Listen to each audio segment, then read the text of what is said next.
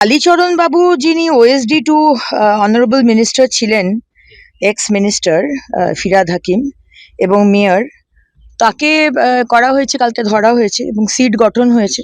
এই সিটটা ওই আগেকার সরকারের সিট নয় যে সিট গঠন হলো, আর কোনোদিন সিটের কি রেজাল্ট হলো সেটাও কোনোদিন বাংলার মানুষ জানেনি, আর কোনো বিচারও হয়নি। এটা কিন্তু সেই সিট নয়, এটা কিন্তু কাজ করার মতো সিট এবং আপনারা দেখতেও পাবেন যে কি হচ্ছে। আপনাকে আমি সংখ্যাটা দিচ্ছি। ডেড হচ্ছে 15, ইনজিওর্ড হচ্ছে 18 এখনো অবধি। Total person ব্রট 33। বলছি কালীচরণ বাবু, এনার তো ভূমিকা দেখা যাচ্ছে কলকাতা কর্পোরেশনে এই যে প্ল্যান পাস, এই যে ইলিগাল কনস্ট্রাকশন, এই যে সবকিছু উনি নাকি শেষ কথা ছিলেন, মানে উনি ওএসডি ছিলেন কিন্তু ওনার কথাটাই শেষ কথা ছিল। কিন্তু আমার বিষয় হচ্ছে যে যদি কালীচরণ বাবু, আমি শুনলাম তিনি নাকি একজন WBCS অফিসার, তিনি চাকরি ছেড়ে দিয়ে ওনার ওএসডি হয়েছিলেন, তাকে যদি ধরা হয় তাহলে আজকে যে মন্ত্রী, যে দায়িত্বপ্রাপ্ত মন্ত্রী ছিলেন, যার সই ছিল, তাকে কেন ধরা হবে না? তাকে কেন ছাড় দেওয়া হবে? যারা যারাই ইনভলভ রয়েছে, সে যেই হন না কেন, আপনি ছাড়া তো আপনাকে হবে না। সকাল 11টা নাগাদ বিধানসভায় দাঁড়িয়ে গতকাল মুখ্যমন্ত্রী তিনি কিন্তু একেবারে ব্যবস্থা নিচ্ছেন এমন কথা বলেছিলেন এবং তারপরে রাতেই দেখা গেল কালীচরণ বন্দ্যোপাধ্যায়কে এসআইটি গ্রেফতার করেছে। আমি আবারও সরাসরি চলে যাব, ময়ূর ঠাকুর চক্রবর্তী রয়েছেন আর কিছুক্ষণের মধ্যেই কালীচরণ বন্দ্যোপাধ্যায়কে আলিপুর কোর্টে পেশ করা হবে। কিন্তু ময়ূর, এখানেই তো প্রশ্ন, কে এই কালীচরণ বন্দ্যোপাধ্যায়? একজন ওএসডি, তিনি প্রাক্তন মেয়রের ওএসডি হিসেবে কাজ করতেন, কিন্তু কি কারণেই বা তারা তো প্রভাব, কি কারণেই বা তারা তো দাপট?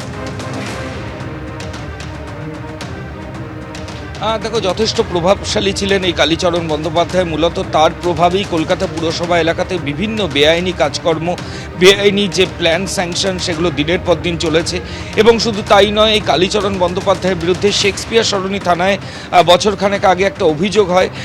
এতটাই প্রভাবশালী ছিলেন কালীচরণ বন্দ্যোপাধ্যায় যে অভিযোগ হওয়ার পরেও সেটা এফআইআর হিসেবেও পুলিশ আধিকারিকরা ট্রিট করতে পারেননি, কারণ সেই সময় এফআইআর করার জন্য এই কালীচরণ বন্দ্যোপাধ্যায়ের কোনো অনুমোদন আসেনি। পুলিশ আধিকারিকরা এমনটাই বলছিলেন, অর্থাৎ তার এগেনস্টে যে এফআইআর হবে তার জন্য যে অনুমোদন সেটা পর্যন্ত পাওয়া যাচ্ছিল না।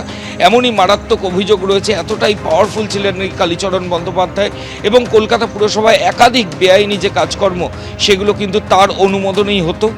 এবার কালীচরণের মাথায় কার হাত রয়েছে, মূলত কার সাপোর্টে তিনি এই বেআইনি কাজগুলো দিনের পর দিন কলকাতা পুরসভায় চালিয়ে গেছেন, এখন সেটাই খুঁজছেন তদন্তকারী আধিকারিকরা। আর কিছু সময়ের মধ্যে আলিপুর কোর্টে কালীচরণ বন্দ্যোপাধ্যায়কে তোলা হবে। পুলিশের তরফ থেকে নিজেদের হেফাজতের জন্য আবেদন জানানো হতে পারে, এমনটাই জানা যাচ্ছে। একেবারে তুমি আমাদের সঙ্গে থাকো। পুর নগর উন্নয়ন মন্ত্রী অগ্নিমিত্রা পাল তিনি কি বললেন কালীচরণ বন্দ্যোপাধ্যায় গ্রেফতারি নিয়ে? কালীচরণ বাবু যিনি ওএসডি টু অনারেবল মিনিস্টার ছিলেন, এক্স মিনিস্টার ফিরহাদ হাকিম এবং মেয়র, তাকে করা হয়েছে, কালকে ধরা হয়েছে এবং সিট গঠন হয়েছে। এই সিটটা ওই আগেকার সরকারের সিট নয় যে সিট গঠন হলো, আর কোনোদিন সিটের কি রেজাল্ট হলো সেটাও কোনোদিন বাংলার মানুষ জানেনি, আর কোনো বিচারও হয়নি। এটা কিন্তু সেই সিট নয়, এটা কিন্তু কাজ করার মতো সিট এবং আপনারা দেখতেও পাবেন যে কি হচ্ছে। আপনাকে আমি সংখ্যাটা দিচ্ছি। ডেড হচ্ছে 15, ইনজিওর্ড হচ্ছে 18 এখনো অবধি। Total person ব্রট 33। বলছি কালীচরণ বাবু, এনার তো ভূমিকা দেখা যাচ্ছে কলকাতা কর্পোরেশনে এই যে প্ল্যান পাস, এই যে ইলিগাল কনস্ট্রাকশন, এই যে সবকিছু উনি নাকি শেষ কথা ছিলেন, মানে উনি ওএসডি ছিলেন কিন্তু ওনার কথাটাই শেষ কথা ছিল। কিন্তু আমার বিষয় হচ্ছে যে যদি কালীচরণ বাবু, আমি শুনলাম তিনি নাকি একজন WBCS অফিসার, তিনি চাকরি ছেড়ে দিয়ে ওনার ওএসডি হয়েছিলেন, তাকে যদি ধরা হয় তাহলে আজকে যে মন্ত্রী, যে দায়িত্বপ্রাপ্ত মন্ত্রী ছিলেন, যার সই ছিল, তাকে কেন ধরা হবে না?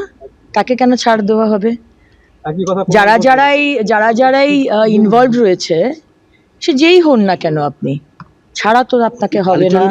এবিপি আনন্দ, এগিয়ে থাকে, এগিয়ে রাখে।